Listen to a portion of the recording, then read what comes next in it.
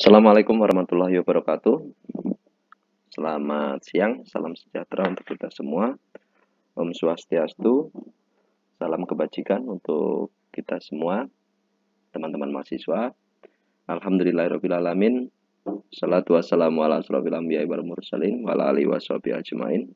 Asyhadu an la ilaha illallah, asyhadu anna Muhammadan abduhu wa rasuluh, la nabiyya ba'da.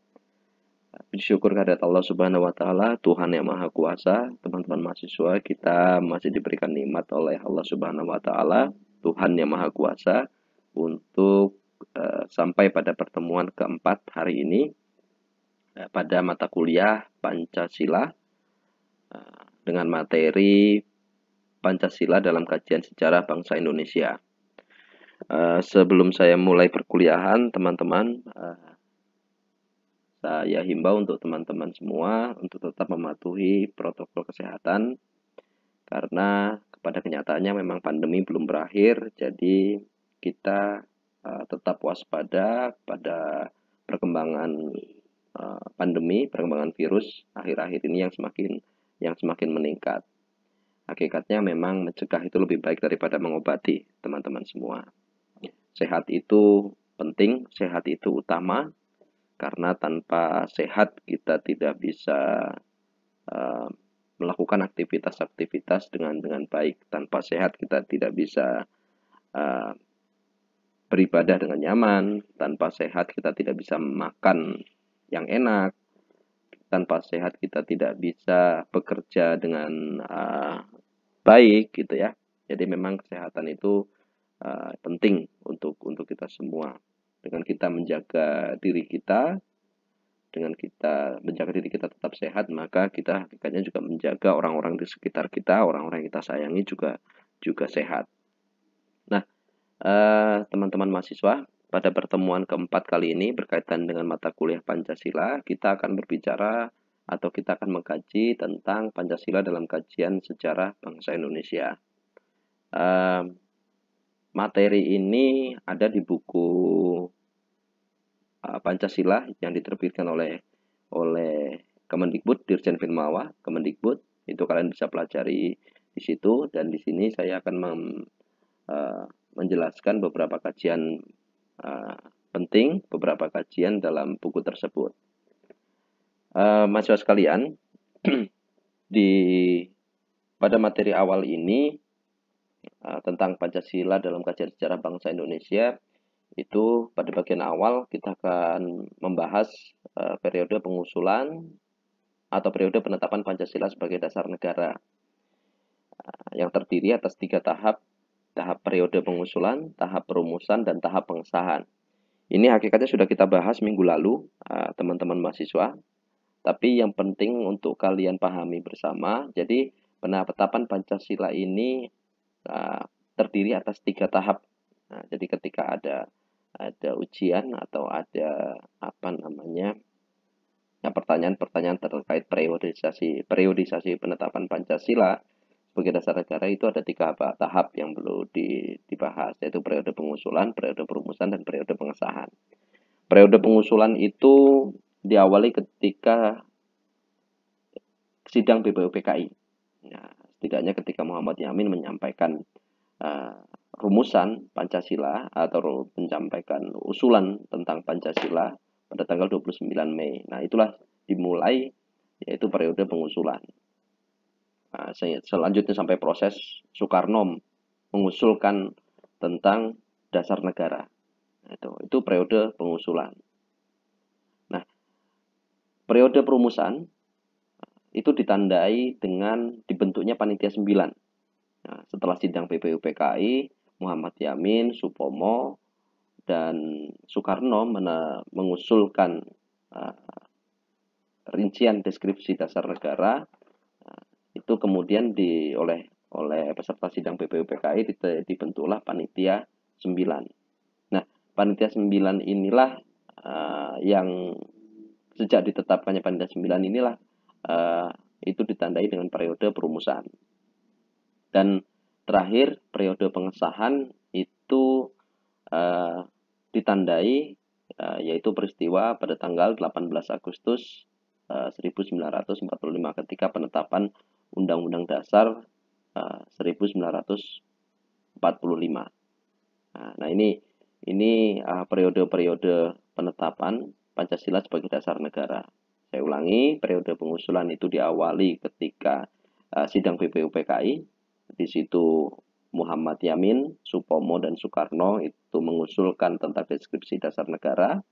Kemudian periode perumusan ini ditandai ketika peserta sidang BPUPKI kemudian membentuk panitia 9, yaitu panitia 9 yang bertugas merumuskan dasar negara berdasarkan deskripsi dari Muhammad Yamin, Soekarno, dan Supomo. Dan periode pengesahan itu ditandai ketika peristiwa proklamasi kemerdekaan hingga pada penetapan Undang-Undang Dasar 1945 pada tanggal 18 Agustus 1945. Nah, itu semua materinya ada di buku tersebut, dan minggu kemarin, minggu awal bahkan di pertemuan kedua itu sudah saya deskripsikan atau sudah saya jelaskan. Kemudian, mahasiswa sekalian, ada kajian penting di dalam materi Pancasila dalam kajian sejarah bangsa Indonesia dalam buku Dirjen Pilmawah yang diterbitkan Dirjen Pilmawah Kemendikbud yang perlu kita pahami bersama, dan ini sering muncul dalam berbagai tes, berbagai ujian, atau atau bahkan tes wawasan kebangsaan. Di situ ada 5 makna dari Pancasila. Yang pertama, Pancasila sebagai identitas bangsa Indonesia. Yang kedua, Pancasila sebagai kepribadian bangsa Indonesia. Yang ketiga, Pancasila sebagai pandangan hidup bangsa Indonesia. Yang keempat adalah Pancasila sebagai jiwa bangsa. Dan yang terakhir adalah Pancasila sebagai perjanjian luhur. Masing-masing makna tersebut itu memiliki deskripsinya masing-masing. Ya, jadi kadang kita sering tertukar pemaknaan Pancasila sebagai identitas bangsa dengan Pancasila sebagai kepribadian. Nah, di sini akan kita bahas deskripsi dari makna Pancasila tersebut, sehingga kita tidak memiliki pemahaman yang terbalik-balik gitu ya. Nah, yang pertama, Pancasila sebagai identitas bangsa. Nah, ini Pancasila sebagai identitas bangsa ini merupakan identitas kultural yang juga dapat ditelusuri dalam kehidupan agama yang berlaku dalam masyarakat Indonesia. Karena tradisi dan kultur bangsa Indonesia dapat ditelusuri melalui peran-peran agama besar seperti peradaban Hindu, Buddha, Islam, Kristen, dan Katolik. Agama tersebut menyumbang dan menyempurnakan konstruksi nilai, norma, tradisi, dan kebiasaan yang berkembang dalam masyarakat Indonesia. Nah, pemahaman Pancasila sebagai identitas bangsa ini mengindikasikan bahwa identitas-identitas kultural masyarakat Indonesia itu tidak lepas dari nilai-nilai keagamaan. Ini, baik itu pada masa peradaban Hindu, Buddha, Muslim, Islam, Kristen ataupun Katolik. Nah, ini artinya memang agama ini banyak mewarnai identitas bangsa Indonesia hingga hari ini. Nah, itu banyak identitas-identitas kebangsaan itu yang muncul dari nilai-nilai agama. Ini misal peci. Nah, peci yang sering dipakai dalam acara-acara kenegaraan. Nah, peci ini peci ini adalah simbol keagamaan yang kemudian menjadi identitas bangsa. Setiap pejabat pemerintahan yang dilantik atau dalam acara-acara resmi itu biasanya banyak yang menggunakan peci sebagai atribut perlengkapan dalam acara-acara tersebut. Nah, ini artinya di sini mengindikasikan bahwa memang nilai-nilai agama itu berperan besar terhadap terbentuknya identitas bangsa. Pemaknaan Pancasila sebagai identitas bangsa Indonesia itu juga memiliki deskripsi bahwa identitas bangsa Indonesia sendiri itu merupakan cerminan dari identitas kultural. Nah, identitas kultural suku bangsa yang ada di Indonesia gitu. Singkatnya bahwa identitas-identitas kedaerahan, kultural kedaerahan itu menjadi bagian dari identitas nasional gitu.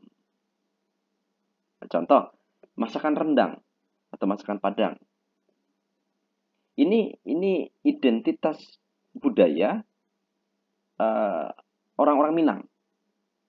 Tapi kemudian identitas ini menjadi identitas bangsa Indonesia di mata dunia. Kenapa? Karena orang-orang Minang, orang-orang Sumatera Barat ini menjadi bagian yang tak terpisahkan dari bangsa Indonesia itu sendiri. Gitu. Nah, jadi ketika identitas daerah, identitas budaya daerah muncul mewakili uh, sebuah bangsa, maka itu menjadi bagian dari identitas nasional. Ini. Atau kemudian identitas batik misalnya. Batik ini menjadi apa namanya identitas kultural budaya bagi masyarakat suku Jawa misalnya. Tapi kemudian ketika batik ini dikenal oleh masyarakat internasional, maka bukan suku Jawanya yang ditonjolkan, tetapi melainkan bangsa Indonesia. Kenapa? Karena orang-orang suku Jawa ini menjadi bagian yang tak terpisahkan dari bangsa Indonesia itu sendiri. Ketika identitas daerah, nah, identitas daerah ini menjadi bagian yang tidak terpisahkan dari suatu negara atau bangsa, maka itu menjadi identitas nasional. Nah, disinilah keeratan persatuan bangsa itu dibangun. Nah, jadi identitas-identitas daerah itu tidak serta-merta menjadi pemisah, tapi justru identitas-identitas itu menjadikan ciri khas. Nah, menjadikan ciri khas yang mewakili budaya bangsa Indonesia di mata internasional. Nah, ini. Dan tentu saja ketika budaya-budaya ini ada dalam masyarakat kita, maka ini menjadi budaya nasional yang dimiliki bersama. Ini teman-teman mahasiswa yang perlu dipahami bersama. Jadi identitas-identitas kedaerahan itu bukan menjadi sebuah apa namanya potensi disintegrasi, namun justru itu menjadi potensi persatuan dan kesatuan bangsa. Nah, karena ketika suatu daerah bergabung dalam satu bangsa Indonesia, suatu bangsa yang besar, suatu negara Indonesia, maka identitas daerah itu menjadi bagian dari identitas nasional. Nah ini. Begitupun dengan peran budaya-budaya yang muncul dari perkembangan nilai-nilai agama misalnya. Wayang misalnya. Wayang ini kan dulu digunakan oleh salah satu wali untuk menyebarkan agama Islam. Misalnya untuk berdakwah, sarana berdakwah. Nah, wayang ini juga menjadi simbol identitas nasional ketika apa namanya ketika di hadapan mata dunia atau di hadapan mata internasional gitu. Bukan hanya menjadi identitas satu agama Islam saja misalnya. Nah, ini yang perlu dipahami Pancasila sebagai identitas bangsa. Yang pertama adalah identitas bangsa Indonesia ini terbentuk dari nilai-nilai keagamaan, dan yang kedua identitas bangsa Indonesia itu terdiri dari identitas kultural daerah-daerah atau suku bangsa yang ada di Indonesia, dan itu menjadi bagian yang tidak terpisahkan. Nah, artinya di sini kita melihat orang yang memiliki budaya berbeda dengan kita, orang yang memiliki agama yang berbeda dengan kita, itu bukan merupakan sebuah potensi disintegrasi, tapi di situ merupakan potensi pemersatu bangsa dengan menunjukkan kekhasannya identitas masing-masing. Karena setiap identitas bangsa yang muncul dari identitas daerah, kultural maupun nilai-nilai agama itu menjadi bagian yang tak terpisahkan dari identitas bangsa Indonesia itu sendiri. Artinya di sini memang kita satu kesatuan identitas. Ketika kita menjadi satu negara, maka identitas kedaerahan itu pun menjadi bagian dari identitas nasional gitu. Kira-kira seperti itu, teman-teman mahasiswa. Nah, yang kedua, Pancasila sebagai kepribadian bangsa Indonesia. Pancasila sebagai kepribadian bangsa Indonesia.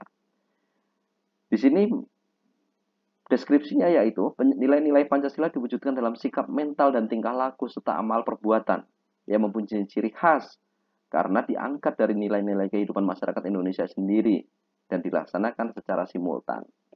Nah ini Pancasila sebagai kepribadian bangsa itu memiliki sebuah kekhasan yang tidak dimiliki oleh bangsa lain. Ini seperti yang dikemukakan oleh Soekarno. Artinya setiap bangsa itu memiliki pribadinya masing-masing. Berbeda satu dan yang lain. Sebuah negara itu memiliki kepribadian bangsanya masing-masing. Kenapa? Kepribadian bangsa ini lahir dari nilai-nilai kehidupan, dari fakta-fakta sejarah yang berbeda tentunya dengan bangsa-bangsa yang lain. Pancasila sebagai kepribadian bangsa Indonesia itu mencerminkan bahwa masyarakat Indonesia itu adalah masyarakat yang beragama sesuai dengan sila yang pertama. Masyarakat yang berkemanusiaan sesuai dengan sila kedua. Masyarakat yang memiliki rasa persatuan walaupun di tengah banyaknya perbedaan sesuai dengan sila ketiga. Masyarakat yang mengedepankan musyawarah sesuai dengan sila keempat. Dan masyarakat yang mengagungkan keadilan sosial. Nih, sesuai dengan sila kelima. Ini. Artinya memang 5 sila Pancasila itu menjadi penciri yang khas dalam setiap sikap mental dan tingkah laku warga negara. Ini. Masyarakat Indonesia adalah masyarakat yang beragama. Itu. Apapun agama yang dipilih, apapun agama yang dianut, yang jelas mencerminkan masyarakat Indonesia itu adalah masyarakat yang beragama. Tidak diperkenankan orang warga negara Indonesia itu tidak memiliki agama. Kita melihat di bangsa-bangsa lain ada negara yang tetap membiarkan atau memperbolehkan masyarakat yang untuk ateis atau tidak beragama. Nah, di Indonesia tidak bisa. Masyarakat Indonesia adalah masyarakat yang beragama sesuai dengan sila yang pertama. Ini.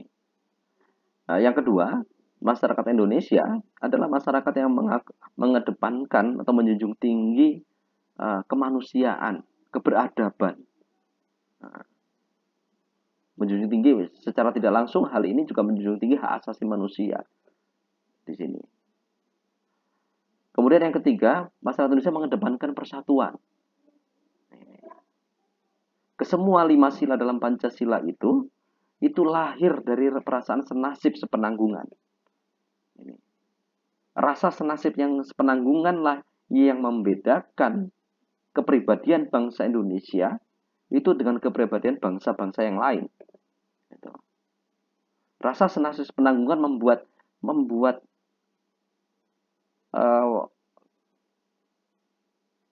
kehidupan beragama masyarakat Indonesia itu dilakukan secara bergotong royong. Seperti yang dijelaskan oleh Soekarno. Beragama di Indonesia, ketuhanan yang Maha Esa di Indonesia itu adalah semangat gotong royong. Ini. Semangat bertuhan dengan mengedepankan toleransi. Ini. Semangat bertuhan yang tidak mencela, mencemooh kepercayaan atau agama yang orang lain anut. Ini. Semangat bertuhan yang mengedepankan kebersamaan. Ini. Semangat bertuhan yang mengedepankan moderasi beragama. Ini yang menjadi penciri khas dari semangat kepribadian bangsa Indonesia yang membedakannya dengan bangsa lain. Rasa senasib sepenanggungan tadi. Kemanusiaan pun lahir dari rasa senasib sepenanggungan tadi, dan itu menjadi khas kemanusiaan di Indonesia dengan kemanusiaan dengan negara-negara lain. Keberadaban. Ketika dijajah, ketika orang memiliki harta dijarah, ketika orang memiliki anaknya diculik, ketika memiliki suaminya dibunuh, ketika memiliki istrinya diperkosa di depan mata suaminya. Ini semangat inilah yang mendorong masyarakat Indonesia, ternyata penjajahan atau kolonial itu memang sebuah perbuatan identik dengan sesuatu yang tidak beradab. Sehingga masyarakat Indonesia menyimpulkan suatu keberadaan kolonialisme, penjajahan itu adalah sesuatu yang tidak beradab. Munculnya kemanusiaan yang beradab itu lahir dari situ.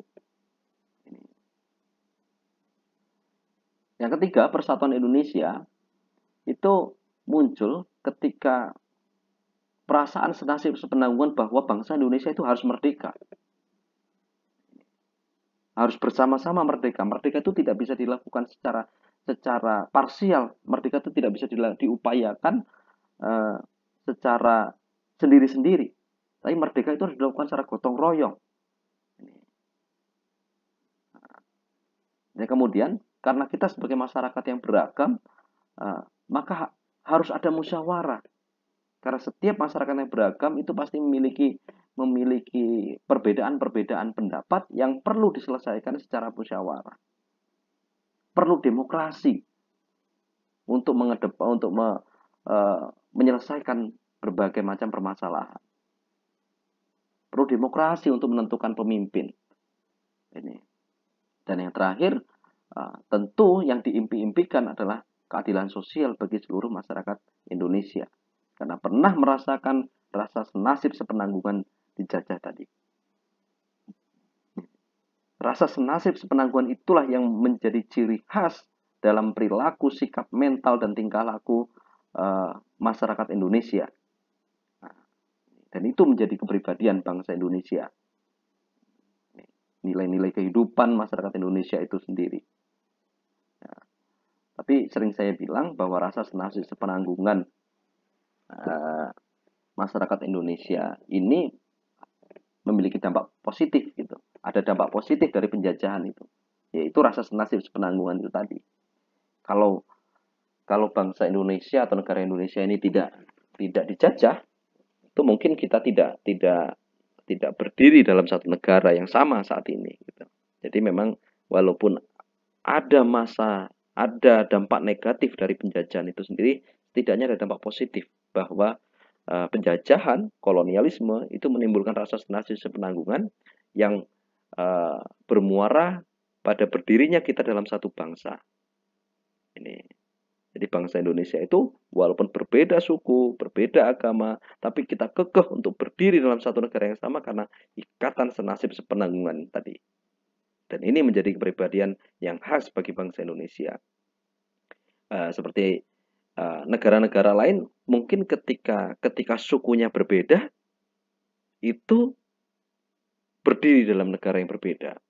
Agamanya berbeda, berdiri dalam negara yang berbeda. Contoh, India dan Pakistan itu merupakan dulunya satu negara yang sama. India dan Pakistan itu adalah negara yang sama. Memiliki latar belakang fisik, memiliki latar belakang keturunan yang sama. Itu. Tapi India dan Pakistan kemudian berdiri dalam negara yang berbeda. Kenapa? Perbedaan agama. Orang-orang Pakistan itu memilih merdeka dari India atau memerdekakan diri dari India karena mayoritas beragama Muslim, Islam. Sementara orang-orang Hindu itu tetap berdiri dalam satu negara yaitu India. Bangsa-bangsa Arab misalnya. Bangsa-bangsa Arab ini memiliki latar belakang agama yang mayoritas sama, Muslim. Tapi kenapa bangsa-bangsa Arab itu berdiri dalam negara yang berbeda-beda? Nah ini. Nah, artinya memang ikatan agama, ikatan kesukuan tidak menjamin sebuah bangsa itu berdiri dalam satu negara yang sama. Tapi di Indonesia yang menjadi kekhasannya, berbeda agama, berbeda suku bangsa, tapi kita berdiri dalam negara yang sama. Kenapa? Rasa senasib sepenanggungan tadi. Dan itu menjadi kepribadian yang khas bagi bangsa Indonesia. Nih. Selanjutnya, makna Pancasila yang selanjutnya adalah Pancasila sebagai pandangan hidup bangsa Indonesia. Ini memiliki deskripsi atau memiliki makna bahwa nilai-nilai kebenaran, kebaikan, keindahan, dan kegunaan dari Pancasila itu sendiri itu diyakini bangsa Indonesia sebagai pedoman kehidupan bermasyarakat dan berbangsa. sehingga menimbulkan tekad yang kuat untuk mengamalkannya dalam kehidupan nyata.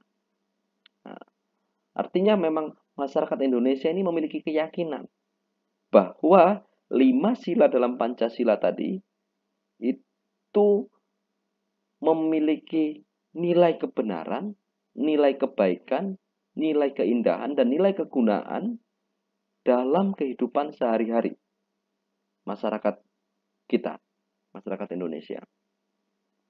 Pancasila, nilai-nilai Pancasila lahir dari perkembangan kehidupan masyarakat Indonesia, maka ketika dirumuskan menjadi Pancasila itu sendiri, maka tentu nilai-nilai itu dapat diterima oleh masyarakat Indonesia. Nilai-nilai ketuhanan, tentu ini menjadi hal yang pokok, karena masyarakat Indonesia dari perkembangannya memang adalah masyarakat yang beragama. Ini kemanusiaan, memang karena latar belakang kita dijajah, maka tentu kita mengedepankan kemanusiaan. Itu. Begitupun persatuan Indonesia, kemanusiaan, kerakyatan yang dipimpin oleh hikmah kebijaksanaan dalam permusyawaratan perwakilan serta keadilan. Artinya memang 5 sila itu yang menjadi kebaikan yang benar-benar dicita-citakan oleh masyarakat Indonesia, yang dijadikan sebagai pedoman dalam kehidupan nyata. Ini. Nah, contoh misalnya kehidupan beragama. Ini kehidupan beragama di Indonesia. Itu. Artinya memang kehidupan beragama memberikan pandangan hidup tersendiri bagi bangsa Indonesia. Gitu loh. Negara memberikan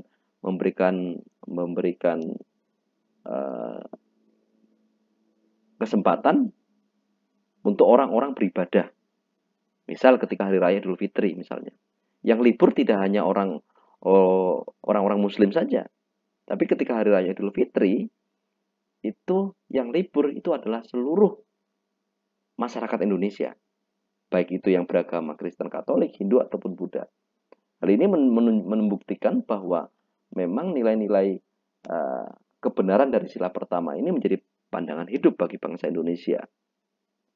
Kemudian sila 1, sila kedua, sila ketiga, sila keempat, dan sila kelima itu diyakini bangsa Indonesia sebagai nilai-nilai kebaikan.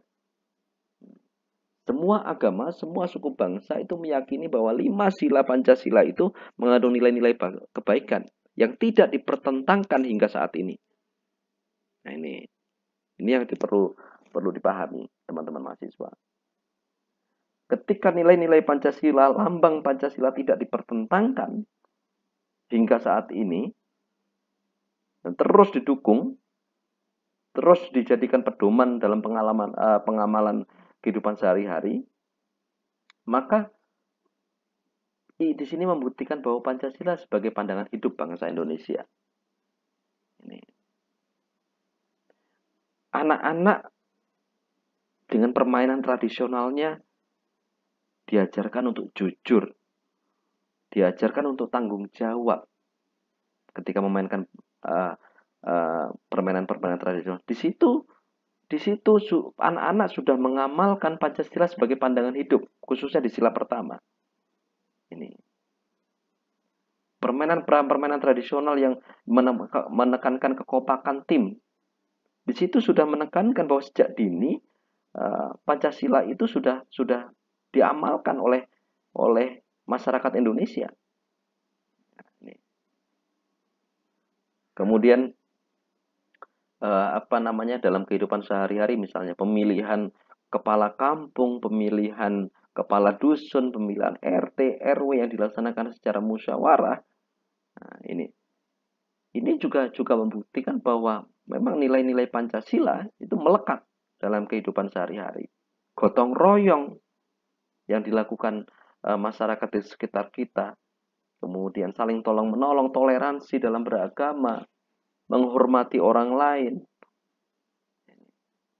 Nah, ini membuktikan bahwa Pancasila memang sudah menjadi pandangan hidup bangsa Indonesia. Ini.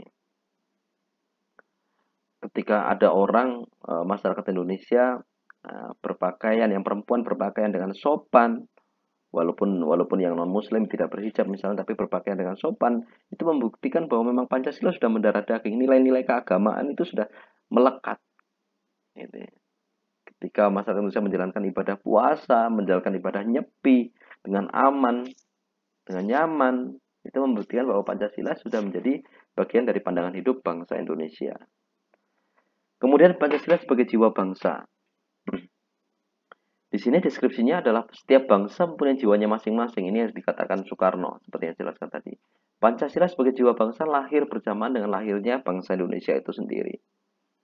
Artinya, ketika setiap warga negara Indonesia melakukan sesuatu dalam kehidupan sehari, mempraktikkan sila-sila Pancasila dalam kehidupan sehari-hari, maka secara otomatis maka warga negara Indonesia tersebut itu sudah menjiwai Pancasila itu sendiri. Dan di sini berarti negara di sini membuktikan bahwa Pancasila itu menjadi jiwa, sudah menjadi jiwa bangsa. Ini. Kemudian Pancasila sebagai perjanjian luhur memiliki deskripsi bahwa nilai-nilai Pancasila sebagai jiwa bangsa dan kepribadian bangsa disepakati. Ada kesepakatan. Para founding fathers kita ada kesepakatan warga negara Indonesia, masyarakat Indonesia, bahwa Pancasila lah merupakan dasar negara yang tepat, yang cocok, yang relevan untuk diterapkan di masyarakat Indonesia yang multi etnik dan multi agama. Ini. Artinya ada kesepakatan para founding fathers, ada political consensus di situ. Nah, hal ini dibuktikan dengan Piagam Jakarta, atau dibuktikan dalam pembukaan Undang-Undang Dasar Negara Republik Indonesia, yang di situ memuat bahwa nilai-nilai Pancasila itu adalah nilai yang disepakati oleh para pendiri bangsa Indonesia yang mewakili seluruh elemen masyarakat Indonesia. Artinya ketika Pancasila muncul dalam pembukaan undang-undang, yang notabene undang-undang ini adalah sebuah peraturan negara, ya, ini membuktikan bahwa memang Pancasila itu menjadi sumber dari segala sumber hukum, yang menjadi sumber bagi munculnya peraturan-peraturan yang lain di bawahnya. Penetapan Pancasila sebagai sumber dari segala sumber hukum ini merupakan efek dari perjanjian luhur tadi, efek dari political consensus tadi. Ini. Oke, kemudian kelima makna Pancasila tadi, Pancasila sebagai identitas bangsa, kepribadian bangsa, kemudian Pancasila sebagai pandangan hidup, Pancasila sebagai jiwa bangsa, serta Pancasila sebagai perjanjian luhur itu melahirkan 3 konsep nilai. Nah, yang pertama adalah Pancasila sebagai nilai dasar, Pancasila sebagai nilai instrumental, dan Pancasila sebagai nilai praktis. Ini sering muncul juga dalam berbagai pertanyaan-pertanyaan tes gitu ya, tes. Nah, Pancasila sebagai nilai dasar, pahami ini. Ada perbedaan Pancasila sebagai nilai dasar, nilai instrumental, dan nilai praktis. Pancasila sebagai nilai dasar ini memiliki makna bahwa nilai yang ada dalam ideologi Pancasila itu merupakan representasi dari nilai norma dalam masyarakat Indonesia. Ini. Nilai yang ada dalam Pancasila itu merupakan representasi. Ini yang sering saya tegaskan. Pancasila itu bersumber dari kehidupan sosial keagamaan, sosial ekonomi, sosial kemasyarakatan. Nah, ini artinya memang Pancasila sudah diamalkan sebelumnya. Ini artinya dia menjadi representasi, menjadi sebuah wujud dari kehidupan masyarakat Indonesia itu sendiri. Nilai ini tidak dapat dirubah. Kenapa? Karena sudah dipraktekkan. Karena sudah diamalkan dari zaman nenek moyang. Maka ketika Pancasila yang diwujudkan dalam 5 sila tadi dirubah, maka secara otomatis sudah tidak sesuai lagi dengan representasi perjuangan masyarakat Indonesia sendiri, kehidupan masyarakat Indonesia sendiri. Maka ini yang saya bilang, ketika Pancasila, nilai-nilai Pancasila atau sila Pancasila itu dirubah, maka sama saja dengan merubah tatanan struktur ketatanegaraan. Nah, kenapa? Karena ketika Pancasila dirubah, maka nilai-nilainya sudah tidak sesuai lagi dengan representasi kehidupan masyarakat Indonesia uh, sebelumnya. Ini, nah ini sebagai nilai dasar. Artinya nilai dasar itu memiliki makna bahwa nilai yang ada dalam Pancasila atau ideologi Pancasila merupakan representasi dari nilai norma kehidupan sosial masyarakat Indonesia. Ini. Kemudian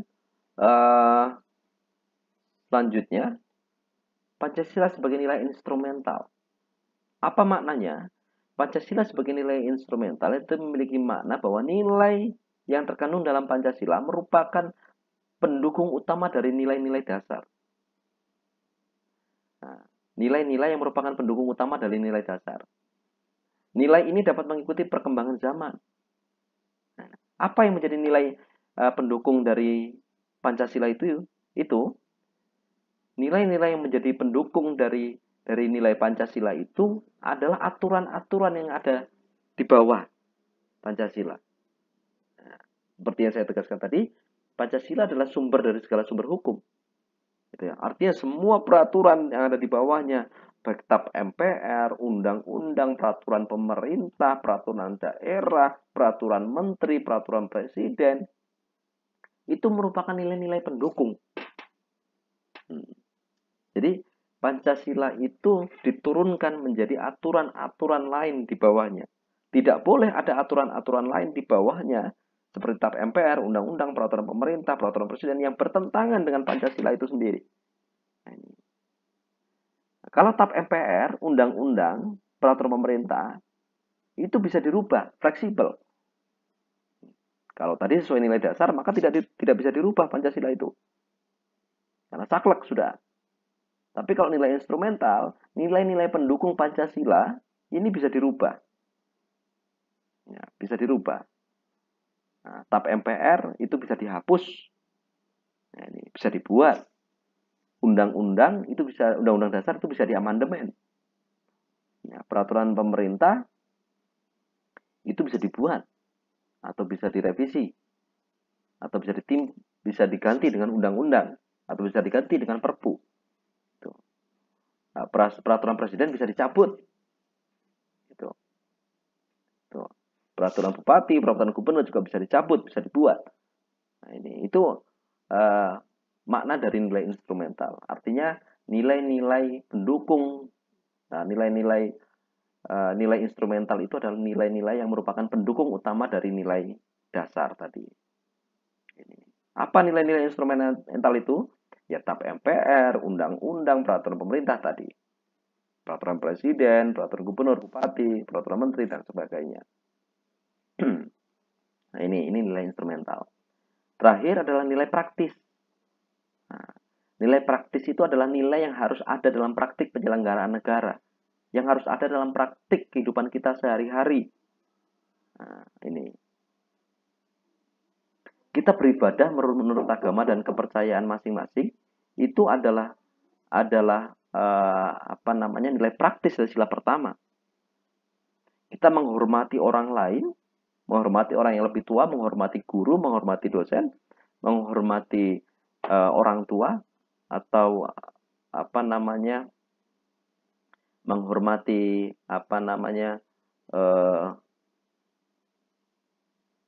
orang-orang yang lebih tua dengan kita, itu adalah praktik dari Pancasila, sila kedua, kemanusiaan, beradab, menghormati hak asasi orang lain, itu juga dalam rangka mempraktekkan nilai praktis dari Pancasila itu sendiri.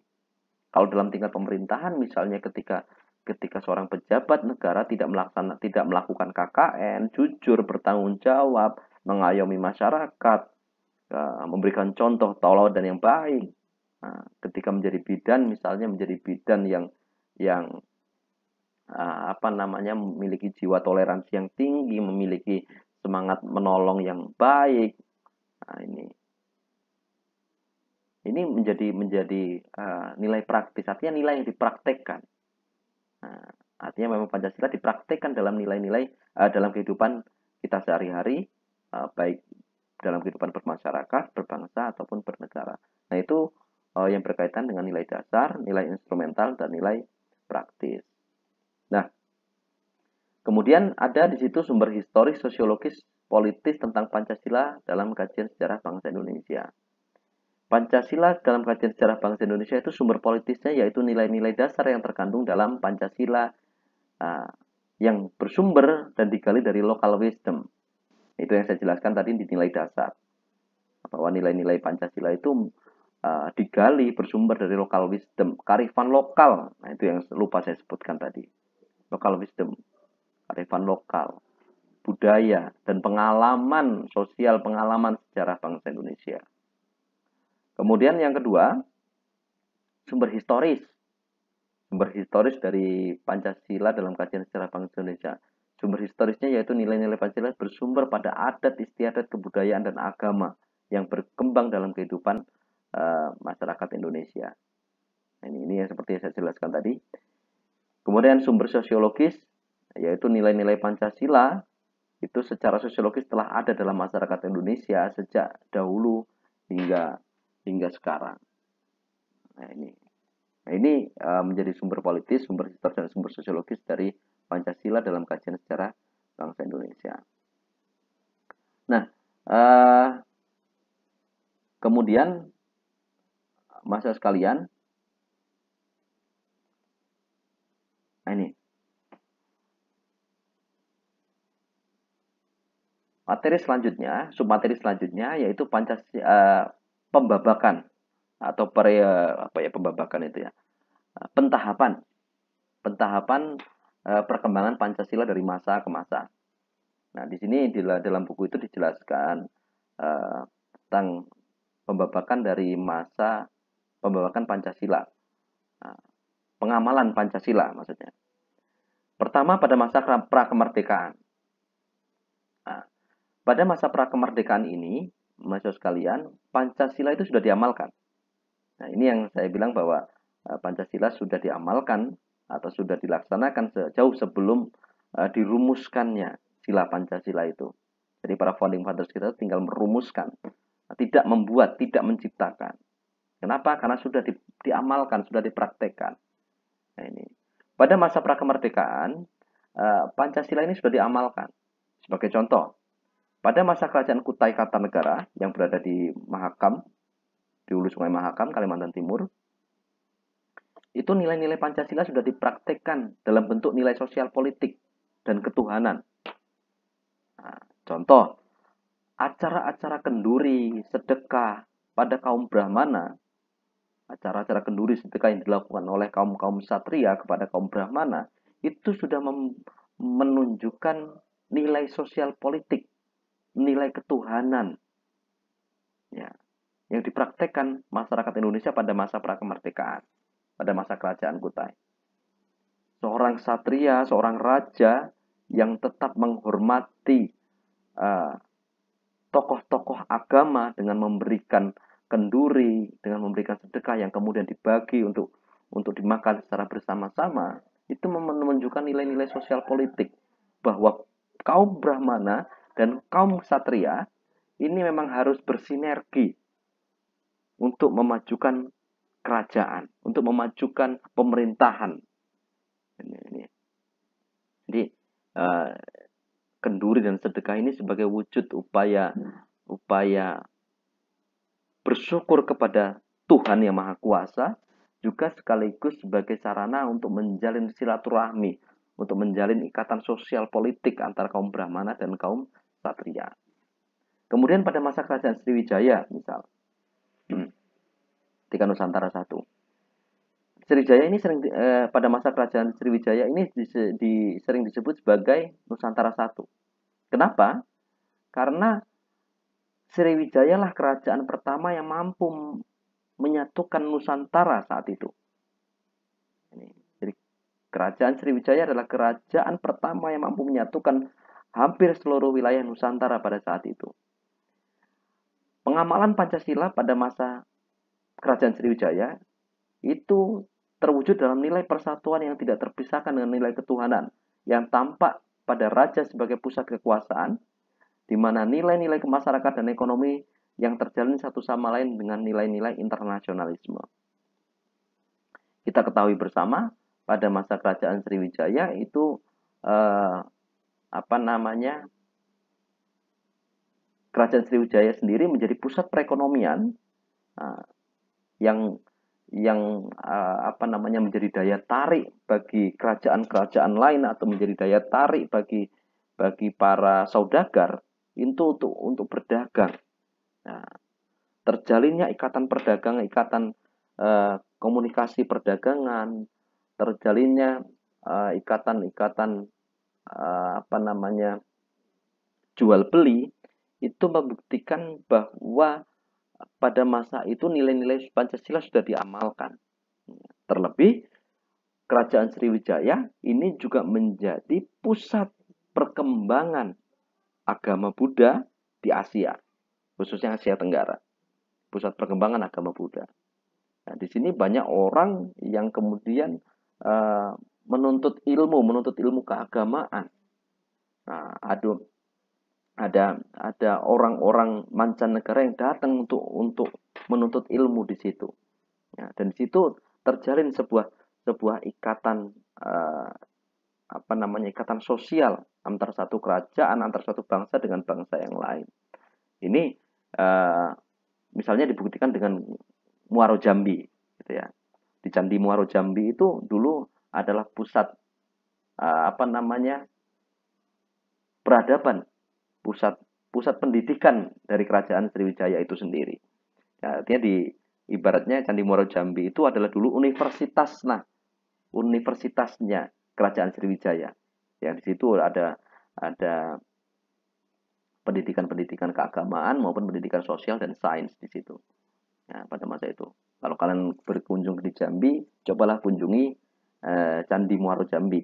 Nah, di situ apa namanya banyak situs-situs peninggalan yang membuktikan bahwa kerajaan Sriwijaya saat itu merupakan apa namanya pusat pendidikan, pusat perkembangan khususnya pusat perkembangan agama Hindu di Asia Tenggara.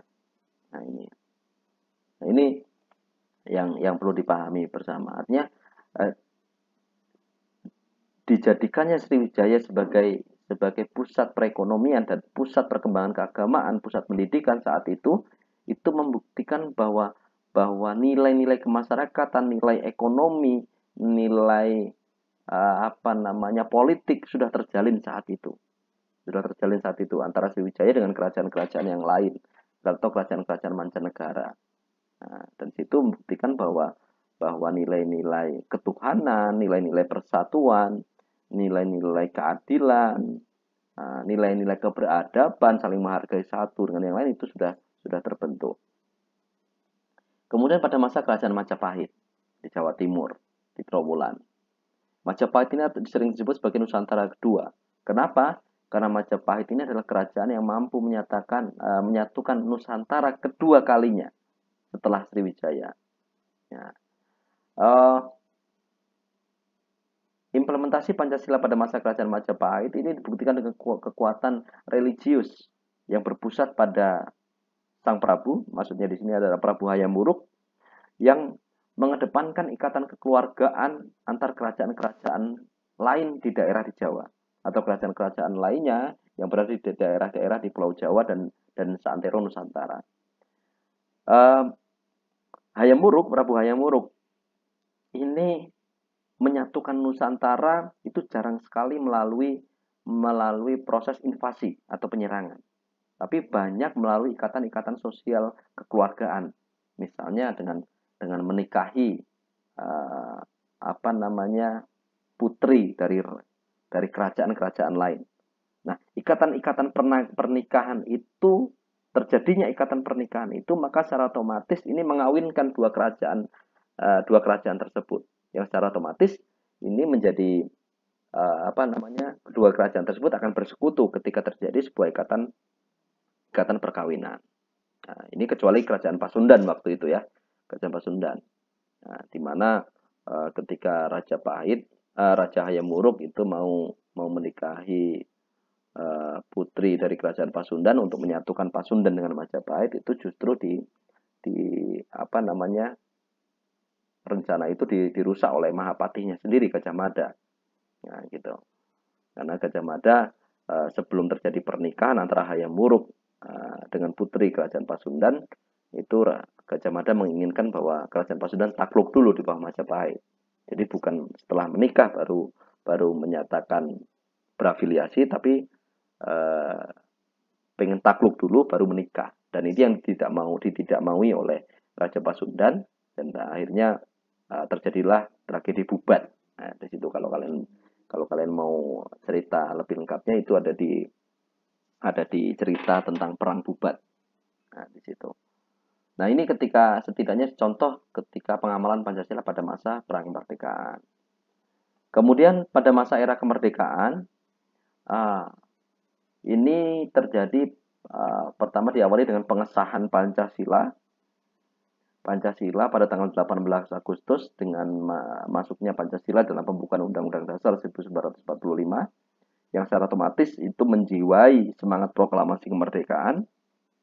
Dan di situ ketika Indonesia merdeka mempunyai dasar negara sebagai sebuah negara yang baru merdeka, maka di situ Pancasila menjadi filosofis groundsel atau menjadi filsafat sosial atau menjadi landasan dalam penyelenggaraan pemerintahan, menjadi landasan filosofis dalam penyelenggaraan pemerintahan, serta sekaligus menjadi weltan saung, menjadi arah pandangan bangsa Indonesia dalam kehidupan internasional. Ini serta yang terakhir menjadi dasar kompromi politik. Jadi filosofi groundsel itu menjadi filsafat kenegaraan. Itu segala macam kebijakan negara itu harus didasarkan pada Pancasila. Sekaligus menjadi arah pandangan Indonesia di mata internasional. Nah, ini menjadi arah bagi bangsa Indonesia untuk menjalin kerjasama dengan bangsa yang lain. Nah, ini ada selengkapnya ada di buku Pancasila yang diterbitkan oleh Filmawa. Di situ ada semua. Setelah pada masa era kemerdekaan, nah ini pada masa Orde Lama atau pada masa Soekarno. Nah, pada masa Orde Lama, pada masa Soekarno, itu sedikit ada terjadi penyimpangan. Ini dinamika Pancasila dalam sejarah bangsa Indonesia memperlihatkan adanya pasang surut dalam pemahaman dan pelaksanaan nilai-nilai Pancasila. Pada masa Orde Lama, ini misalnya pada masa pemerintahan Presiden Soekarno atau sering kita sebut sebagai Orde Lama, pada tahun 60-an, ideologi Nasakom lebih populer daripada Pancasila. Pada tahun 60-an itu Soekarno menggaungkan ideologi Nasakom, nasionalis, agama, dan komunis. Jadi Soekarno pengen menggabungkan semangat nasionalisme, semangat agama, dan semangat komunisme. Ini karena pada waktu itu komunisme itu menjadi ideologi, termasuk salah satu ideologi yang besar di dunia. Begitupun agama.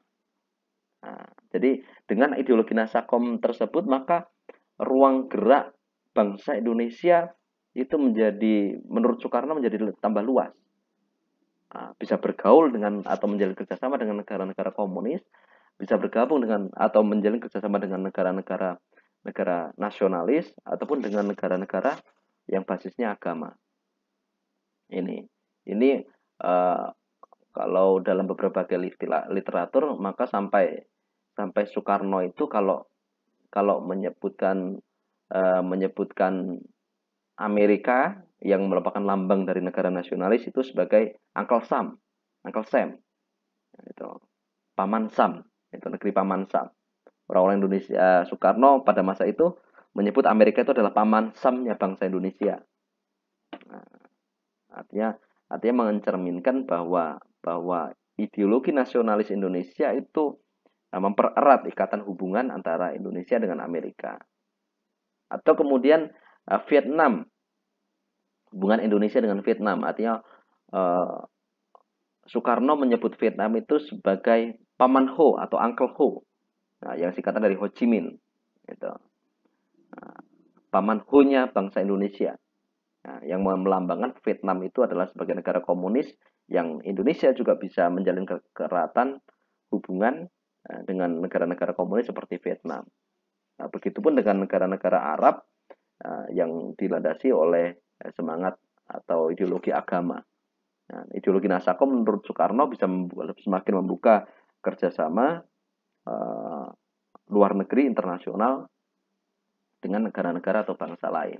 Nah, tapi pada kenyataannya ideologi Nasakom ini kemudian lebih populer, lebih dikedepankan oleh Soekarno daripada Pancasila.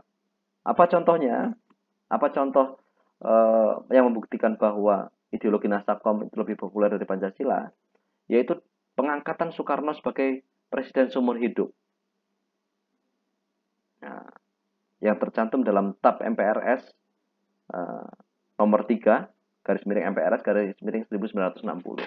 Yang hal ini terang-terangan bertentangan dengan pasal 7 Undang-Undang Dasar Negara Republik Indonesia tahun 1945. Nah, ini membuktikan pada saat itu terjadi miss pemahaman atau pasang surut pemahaman yang dimana pada saat Orde Lama itu ideologi Nasakom itu lebih populer daripada ideologi Pancasila.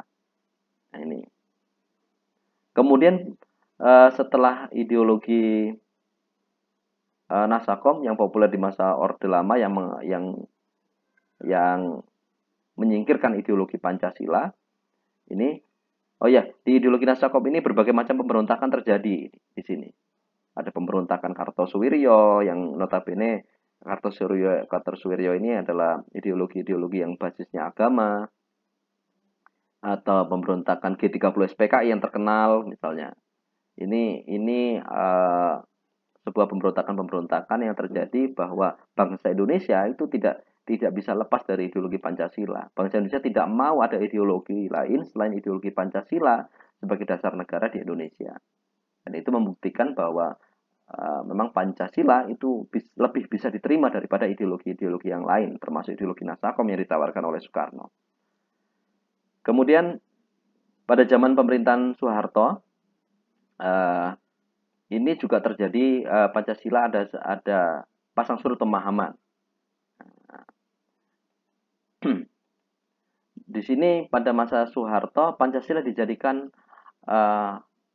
pembenaran kekuasaan dari Presiden Soeharto itu sendiri. Ini disebut sebagai orde baru pada masa ini. Jadi Pancasila melalui penataran P4, pedoman penghayatan pengamalan Pancasila, itu identik dulu, itu dijadikan sebagai alat doktrin yang membenarkan atau melanggengkan kekuasaan Soeharto. Kita ketahui bersama, Soeharto itu melanggengkan jabatannya hingga 32 tahun. Yang arti ini tentu saja bertentangan dengan pasal 7 Undang-Undang Dasar 1945. Nah, artinya memang kekuasaan presiden ada batasannya, begitu. Nah, di sini melalui penataran P4 ini Soeharto melanggengkan kekuasaannya. Nah, sehingga pasca turunnya Soeharto ada kalangan yang mengidentikan antara Pancasila dengan penataran P4. Nah, ini. Kemudian pada masa era reformasi, di masa era reformasi ini ada kecenderungan para penguasa tidak respect terhadap Pancasila, seolah-olah Pancasila ini ditinggalkan. Oh, kenapa seperti ini? Di masa sekarang ini, era reformasi ini, era sekarang ini, setelah tahun 99 itu kan disebut sebagai era reformasi. Di sini dalam buku Dirjen Filmawan disebutkan ada kecenderungan para penguasa tidak respect terhadap Pancasila. Kenapa? Karena para penguasa cenderung mengedepankan kepentingan politik, kepentingan kelompoknya dibanding kepentingan negara, dibandingkan kepentingan bangsa. Ini, oke. Cuma adanya berbagai macam partai politik itu mencerminkan bahwa banyak kebijakan-kebijakan negara yang cenderung itu dibuat untuk menguntungkan kelompok-kelompok tertentu. Jadi bukan berdasarkan atas pencapaian keadilan sosial, bukan berdasarkan untuk mengedepankan kemanusiaan yang adil dan beradab, bukan mengedepankan musyawarah. Nah, ini. Apa contohnya? Misalnya kebijakan ketika kecenderungan para penguasa tidak respect terhadap Pancasila, misalnya yang akhir-akhir ini yang di Desa Wadas misalnya, di Desa Wadas. Nah, Desa Wadas itu adalah desa yang banyak mengandung sumber daya alam yang bisa membantu pembangunan waduk di Jawa Tengah. Nah, ini. Jadi Desa Wadas ini mau dieksploitasi, mau diambil sumber daya alamnya untuk membangun bendungan. Nah, ini. Upaya-upaya yang dilakukan pemerintah terhadap masyarakat Desa Wadas yang mengambil atau mengeksplorasi sumber daya alamnya di Desa Wadas tanpa memperhatikan kehidupan masyarakat di Desa Wadas itu sebagai salah satu contoh kecenderungan bahwa pemerintahan itu lebih mengedepankan kepentingan segelintir atau sekelompok orang dibandingkan dengan kelompok atau orang yang lain. Nah, ini. Atau misalnya yang populer dulu lobster. Nah, ini. Ketika masa Menteri Kelautan Sri Pujiastuti itu ekspor benih lobster itu dilarang. Ya. Dan itu rasional. Ketika benih lobster itu diekspor keluar, negara-negara lain mampu membudidayakan atau pembesaran lobster, maka Indonesia itu akan mengalami dampaknya. Kenapa harga lobster mungkin bisa menjadi murah, atau banyak negara-negara lain yang tidak mau mengimpor lobster lagi dari Indonesia karena sudah banyak negara-negara lain yang membudidayakan itu. Ya. Tapi kemudian setelah Susi Pujiastuti itu lengser dari jabatannya, itu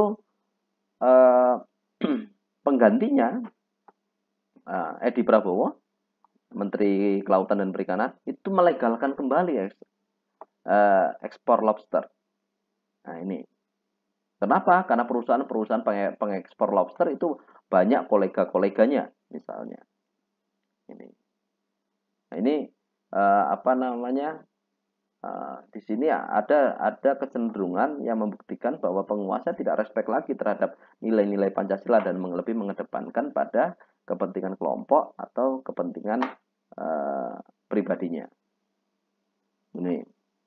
Atau berbagai macam kasus kolusi dan nepotisme misalnya yang masih kental dalam kehidupan berbangsa dan bernegara, atau orang-orang yang lain atau pejabat-pejabat negara yang lain yang ditangkap KPK misalnya, itu masih membuktikan bahwa masih ada para penguasa yang tidak, atau para pejabat pemerintah yang tidak respect terhadap Pancasila. Bahkan yang terbaru Bupati Langkat itu yang sampai kasus korupsi hingga pembuatan kerangkeng manusia itu juga merupakan bukti bahwa masih ada para pejabat pemerintahan, para pemimpin negara yang tidak respect terhadap Pancasila. Ini manusia yang diperlakukan seperti binatang misalnya, kerja tidak dibayar, dan segala macamnya itu. Dan yang terakhir, mahasiswa sekalian, esensi Pancasila dalam kajian sejarah bangsa Indonesia. Kajian sejarah bangsa Indonesia yang pertama, pada hakikatnya Pancasila merupakan filosofi groundslug dan Weltan Sound bangsa Indonesia. Pancasila dikatakan sebagai dasar filsafat negara atau filosofi groundslug karena mengandung unsur-unsur yang memuat alasan filosofis berdirinya suatu bangsa, seperti produk hukum di Indonesia yang harus berdasarkan pada nilai-nilai Pancasila. Produk hukum di sini bisa TAP MPR, Undang-Undang Dasar, Undang-Undang Peraturan Pemerintah yang seperti saya sebutkan tadi. Dan yang kedua, Pancasila sebagai pandangan hidup bangsa atau Weltan Saung itu mengandung unsur-unsur nilai-nilai agama, budaya, dan adat istiadat. Ini yang menjadikan dasar Indonesia dalam memberikan arah pandangan terhadap budaya-budaya lain yang ada di dunia internasional. Nah, jadi yang memberikan arah pandangan hidup masyarakat atau bangsa Indonesia itu adalah nilai agama, budaya, dan adat istiadat bangsa Indonesia itu sendiri. Nah, ini nilai-nilai agama, budaya, dan adat bangsa Indonesia itulah yang menyaring budaya-budaya lain yang masuk ke Indonesia. Apakah cocok atau tidak? Apakah relevan atau tidak? Nah, ini menjadi arah pandangan hidup bangsa Indonesia.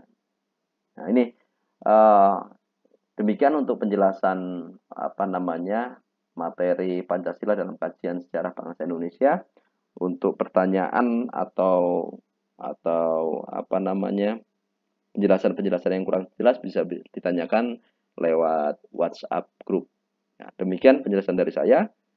Kurang lebihnya saya mohon maaf. Bila taufiq wal hidayah. Allahumma minkum ihdinas siratal mustaqim. Assalamualaikum warahmatullahi wabarakatuh. Selamat siang. Salam sejahtera untuk kita semua. Om Swastiastu, Namo Buddhaya, salam kebajikan.